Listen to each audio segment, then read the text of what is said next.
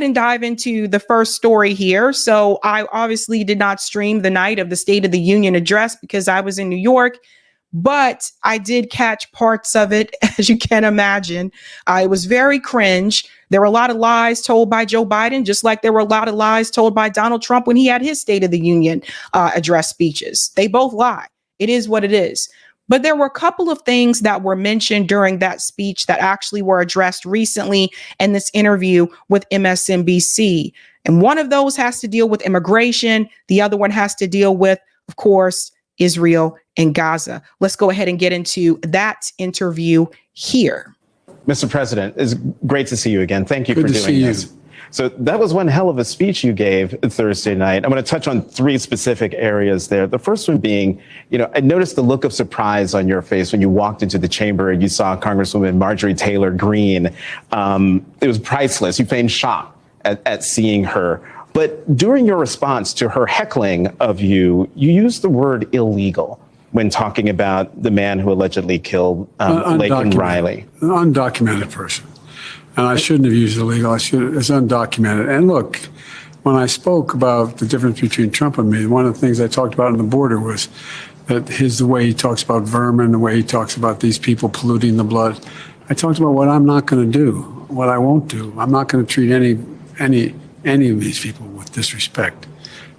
Pause. So let's talk about a Freudian slip. When Joe Biden said during the State of the Union address, and he used the word illegals, that's what Joe Biden really means. Notice he interrupted there and said, oh, I meant undocumented. No. That's actually what he meant when he said illegals. He's coming back to say undocumented now because he got pushback from other members in Congress and also, of course, Democrat voters who were making statements. People like Ayanna Pressley actually tweeted out and said, we do not need to use Republican rhetoric, right? But Joe Biden is not that far from being a Republican. He has a lot of right-wing views. We can talk about when it comes to women's reproduction. Let's remember Joe Biden wasn't in favor of abortion rights for women.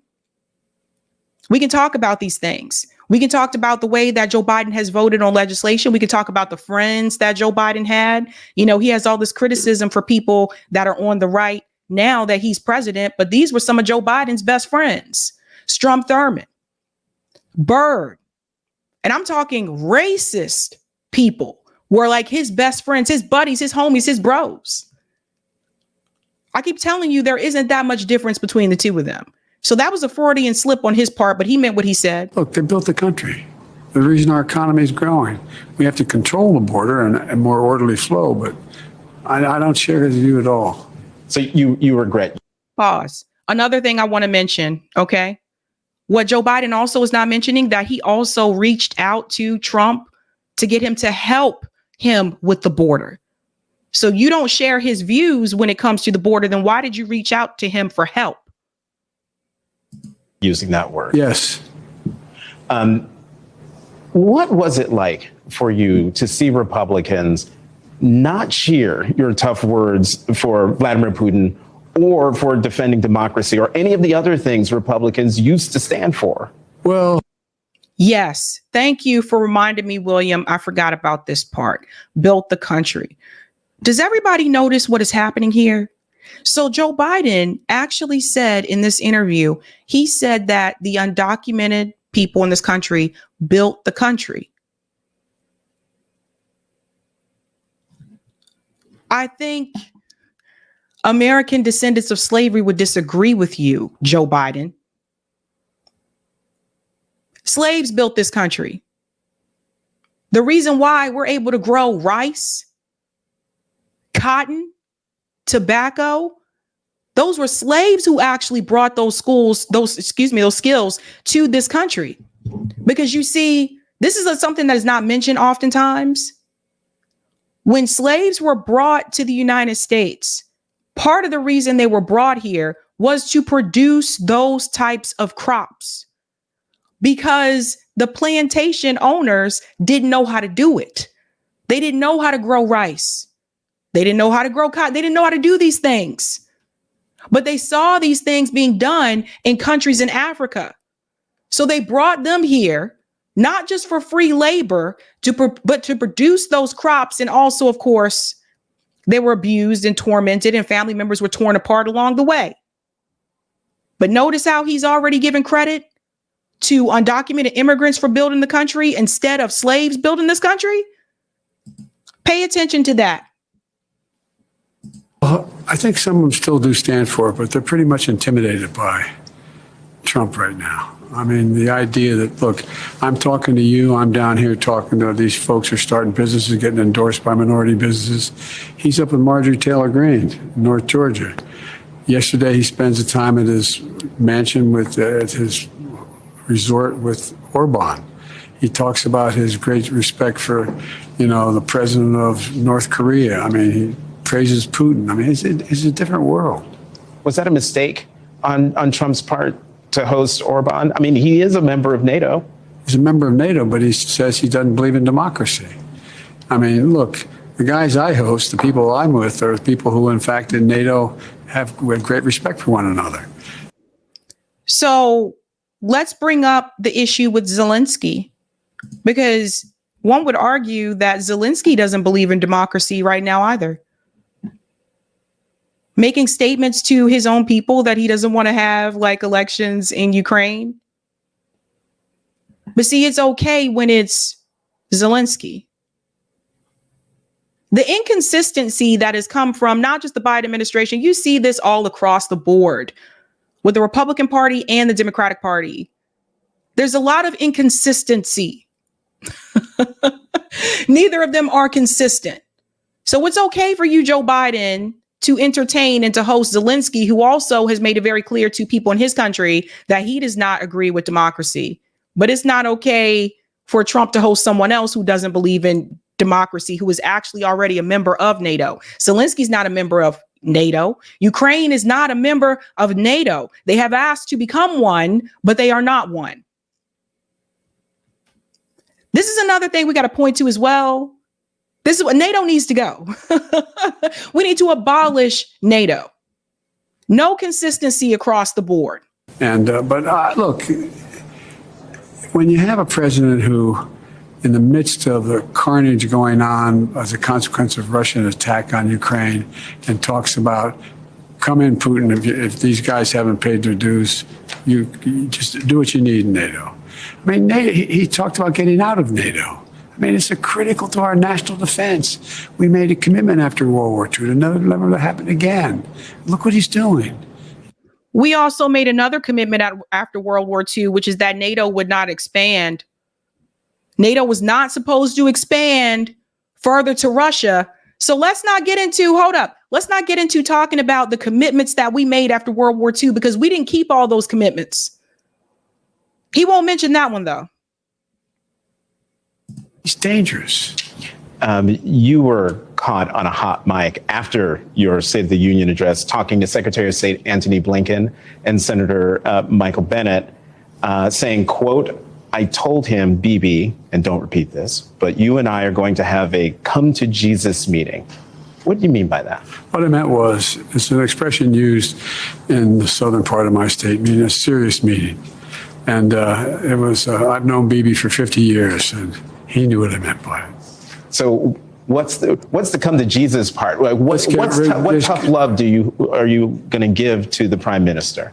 What's happening is he has a right to defend Israel, a right to continue to pursue Hamas, but he must pay more attention to the innocent lives being lost as a consequence of the actions taken. Netanyahu has already said he doesn't care what Joe Biden says or what Joe Biden's red line is supposed to be. Netanyahu has already said that he is going to dismiss what Joe Biden is telling him to do. So this is all theater. This is to make the American people believe that the Democratic Party, or at least the Biden administration, is trying to push back against Netanyahu. This is not the case. They already know that Netanyahu is not going to listen to what he has to say. Now, how do you fix that problem? What's the solution? You stop funding Israel.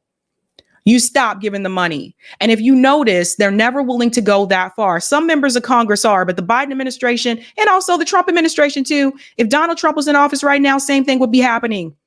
Both parties approve of funding Israel. Both parties tell you that Israel has a right to defend itself. They don't differ. when it comes to that particular issue, because both parties take money from AIPAC and the Israeli lobby.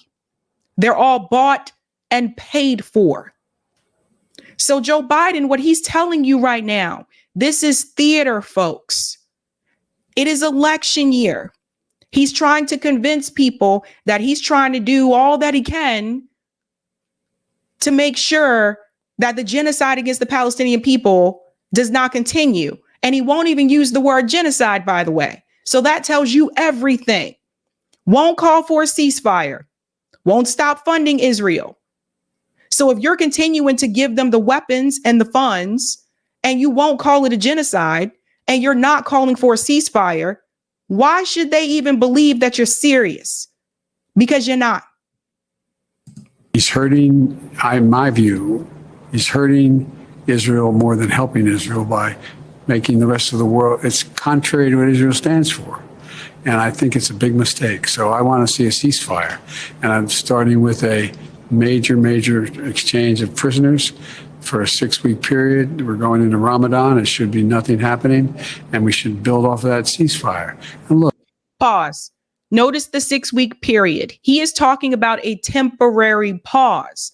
You see, the Democratic Party, once again, they have found a way to co-opt another movement. The pro-Palestinian movement that's calling for a ceasefire is also calling for an end to the occupation.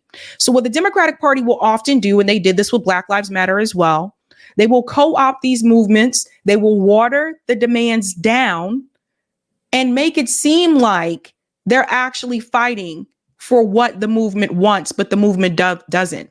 And oftentimes what I have seen is that the movement will cave to what the Democratic Party wants, and that's the end of the movement. Those of you, I got to tell you, don't stop talking about what's happening to the Palestinian people. We cannot make the same mistake that we made during the Black Lives Matter movement, during the George Floyd protests. We can't make that mistake again. We can't make the same mistake that we've made with climate movements. We can't do it. Because this is what they do. They co-opted, they water the demands down, and then people just give in and say, okay, well, this is the best that we can get. No, we can't do that. Imagine if the civil rights movement did that. Imagine if the civil rights movement just said, oh, geez, well, they tell us that they're going to help fund some of our schools, but they're not going to dismantle all these other laws. They're not going to remove Jim Crow laws in the South, which were actual laws on the books. They're not going to do this. They're not going to do that. Imagine if all of those civil rights activists just caved and said, well, we got one thing. We have to be careful about political parties co-opting movements. Look, I've spoken with the majority of the Arab leaders from Saudi Arabia to Egypt to Jordan. They're all prepared to fully recognize Israel and begin to rebuild the region. And that's the focus. What comes after Gaza? What's next? It's a tough decision, but there's a lot that can be done. On the ceasefire, it is Saturday. The holy month of Ramadan starts on Monday. Is it possible that a ceasefire deal could be reached in time for Ramadan to start? My CIA director in that region right this minute still talking about it. I think it's always possible. I never give up on that. So that's already false, because Israel has been attacking Rafah since day one of Ramadan. So just FYI. What is your red line with Prime Minister Netanyahu? Do you have a red line? For instance, would invasion of Rafah, which you have urged him not to do, would that be a red line? It is a red line, but I'm never going to leave Israel. The defense of Israel is still critical. So there's no red line. I'm going to cut off all weapons so they don't have the Iron Dome to protect them. They don't have. But there's red lines that if he crosses, and he cannot have 30,000 more Palestinians dead. Pause. So much to say here. So first and foremost, he's asking him if the red line is if Israel does a ground invasion of Rafah, right? So that's what he's asking Joe Biden. Joe Biden says, well, yes, that is a red line. But then he goes on to tell you, but I'm never going to abandon Israel. that they have a right to defend themselves, that they have a right to continue to have the Iron Dome. He's not going to make it so that they cannot continue to get weapons from the United States. This is a joke. He's talking out both sides of his mouth. But I really want you to pay attention to what he's saying, because I see people giving Joe Biden credit, and he does not need to be given credit for this. What Joe Biden is telling you is that there really is no red line. If you're not willing to cut off funding to Israel, if you're not willing to stop sending them weapons, if you're still saying that they need to have the Iron Dome to protect themselves, even though you know the Palestinian people have no dome to protect themselves, they have no military. This is why you have a Hamas. There is no red line for Joe Biden. There is no red line for DC. It's not just him. It's all of them. It's Congress and the White House and the military industrial complex. It's all of them. We wouldn't even have this issue if it wasn't for the Israeli lobby. We wouldn't have this issue if AIPAC didn't exist, which AIPAC should be a foreign agent, by the way. If AIPAC didn't exist, if the Israeli lobby didn't exist, if they weren't bought and paid for, we would not have this issue. But because they sold their souls to the Israeli lobby, that's how we got here. How dare you sit up there and tell people that one state has the right to defend theirself, but the other one, the other people in Gaza, the people in the West Bank, they don't. They don't. You are showing, whether they realize it or not, you are showing the world that you feel that one group of people matters more than the other. And you don't have to say those words. You're showing it by your behavior. You're showing it by your actions. You are basically saying that Israel will not be held accountable. And where is the ICJ, ladies and gentlemen? Where has the ICJ been since they made that demand of Israel to do everything that they can to prevent a genocide? Where have they been? They've been pretty quiet recently. This is a very, very scary time. The fact that you have one state have so much immense power that other world leaders can't even hold them accountable. That is very concerning. And everyone should have a problem with it. As a consequence of going after, there's other ways to deal with the trauma caused by Hamas.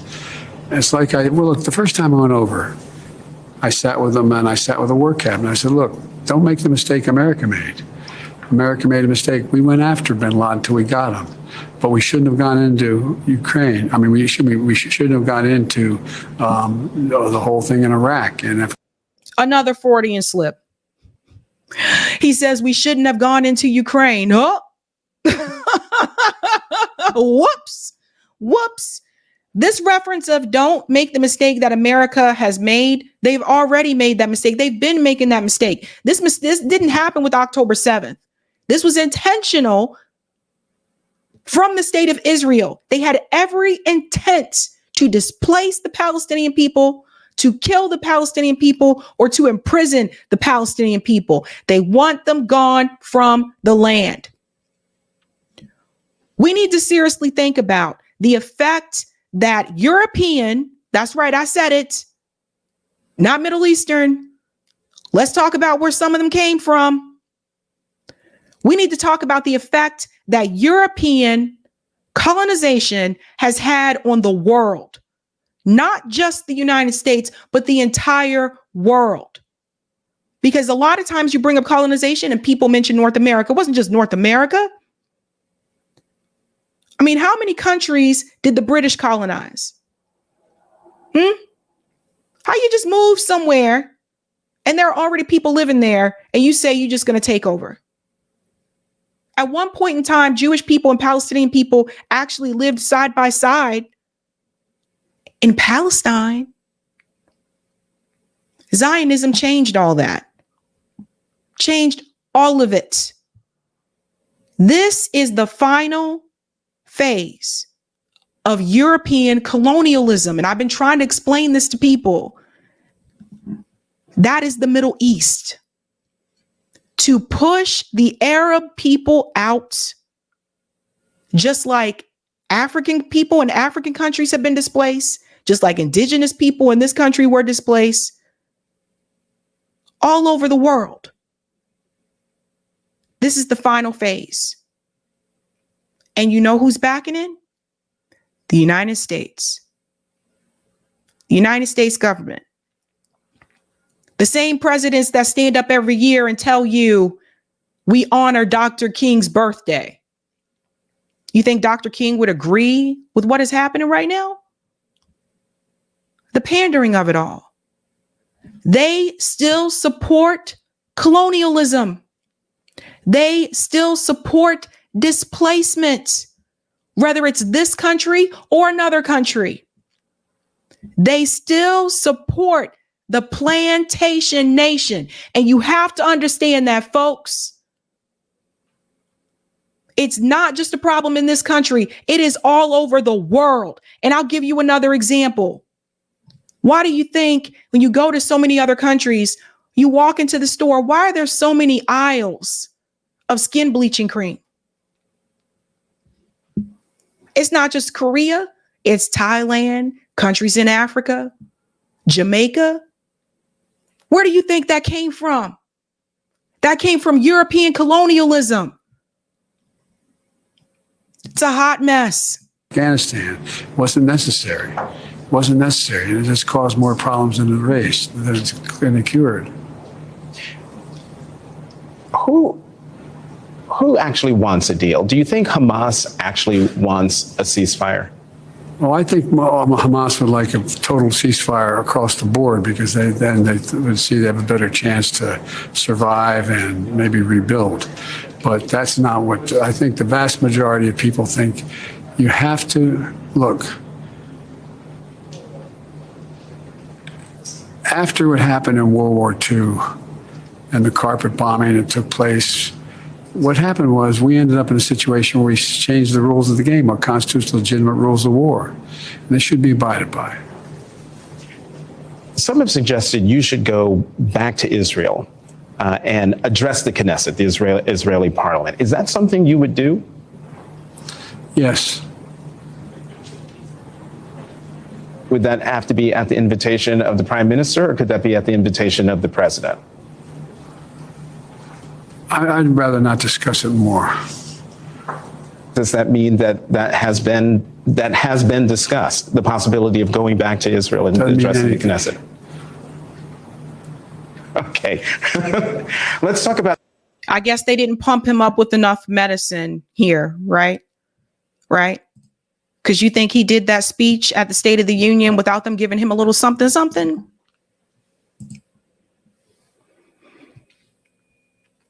Now, I want to show you just how dangerous Joe Biden's rhetoric has become, because you'll see this from another Congress member. So Medea Benjamin actually approached Representative Randy Weber. Listen to what he said about Israel. This is why I'm telling you, this rhetoric is so incredibly dangerous. Congressman, are you going to call for a ceasefire in Gaza?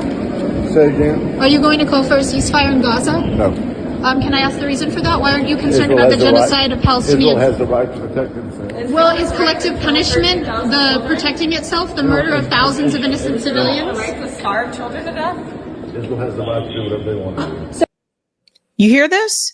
He said Israel has the right to do whatever they want to do. Now, let me explain something to you folks. Netanyahu is actually caught on video saying that next they'll go into Africa and liberate people there. That means displace the people. Okay. So when you don't stop something like this, it will only spread.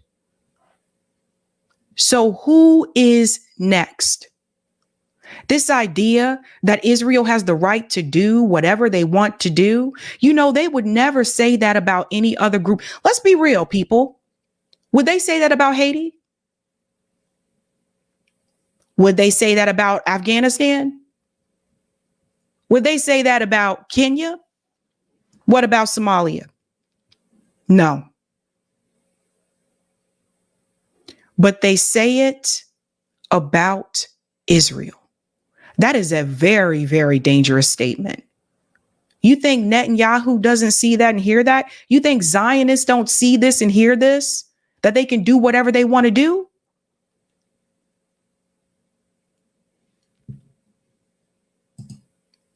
Again, this country, our government, supports the plantation nation. Now, what's funny is that after all of this, someone sent this to me, apparently Breaking Points, they're still trying to find a way to applaud Joe Biden's work as president. So let's go ahead and point out some of the lies and inconsistencies, right? Now, this is about labor. They even get some of this wrong. You got to ask yourself, people, you really got to ask yourself, how many people actually care about what's happening to the freaking people? And how many people just trying to get paid? It is an incredible tragedy because, before Gaza, I was out there saying, listen, it's not just a lesser two evils vote. If you look just at antitrust and you look just at labor. And just at wages, like wages now are growing faster than prices, and they have been. Pause. Just at antitrust and just at labor.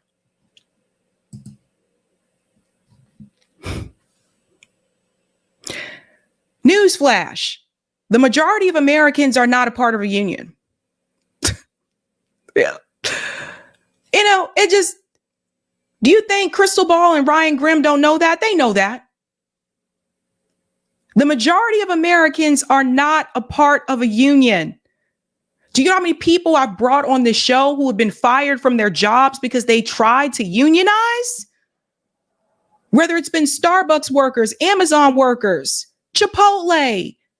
There's been a number of them. We had an entire labor summit on RBN. Talk to people who lost their jobs because they were trying to start a union. Okay, so let's stop pretending like this labor stuff with Joe Biden is enough to make people go out and vote for him. Let's stop pretending like everybody in this country belongs to a union. The majority do not. And unionization is the bare minimum. What they should be calling for is worker cooperatives if you really want to go all the way, boo. Because when you join a union, you just become a rank and file member. The union management oftentimes will make decisions of the union that the members don't even want. So there's that. Ryan Grimm goes on to say, oh, well, the wages have definitely increased. For who? For who? Much higher than the prices. What? I was at the grocery store earlier today. Prices still look high to me. People out there working 2 jobs. You think these wages are really helping them right now? If the wages have increased that much, why are people still having to work 2, 3 jobs? Why? Who is really passionate about the issues and who is just trying to get paid? Like if you care about and especially the lower end. If you care about checking corporate power, the people he put in place in key, positions have done a great job, and they've been aggressive, and it's been groundbreaking, and it's been a real break from the Clinton-Obama Democratic Party, and obviously. Pause. Crystal brings up Biden has been checking corporate power. How you checking corporate power and you taking corporate money and you a politician, boo?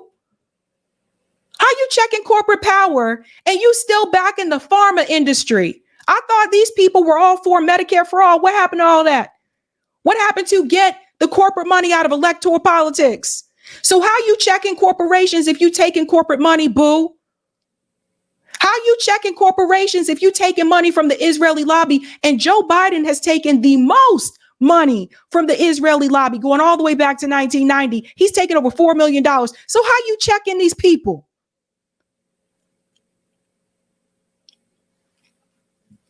These are just blatant lies. So a couple of people from different companies were able to unionize. That's great. I covered those stories on these shows, but that is not the reality for most working class Americans in this country. These people are not working class. They don't know what it's like. And before people come to me, let me tell you, boo, I worked in the restaurant industry. I waited tables. I worked retail. I know what it's like. I know what it's like to have to work 2 jobs just to pay your fucking bills. A lot of you work in multiple jobs right now. These people don't know. Now, Ryan Grimm, he came on the RBN and he said he grew up poor and that we were right about our class analysis. You're not poor no more. How quickly we forget what it's like. Quickly we forget. So what's these people's, what's their motive here? I told you before, when you make a statement and say we are going to be the new mainstream, you don't become the new mainstream unless you sound like mainstream, okay? You repeat the same damn talking points that mainstream media is saying. And every now and then you throw in a little bit of progressiveness here for the Crystal side. Sagar throwing a little bit of conservative for his side and stuff like that to make it seem like you got that populist view. But at the end of the day, if you telling people that Joe Biden did a good job, except for the whole Gaza issue, you mainstream, boo. I see no different from you and MSNBC and CNN. How dare you sit here and tell this damn lie? Wildly better than, Trump had a bunch of union busters in at the end. It is an incredible tragedy because, before Gaza, I was out there saying, listen, it's not just a lesser 2 evils vote. If you look just at antitrust and you look just at labor. And just at wages, wages now are growing faster than prices. And they have been if you for several years, care about and especially at the lower end. If you care about checking corporate power, the people he put in place in key, positions have done a great job. And if you care about checking corporate power, you do not support the politicians that take corporate money.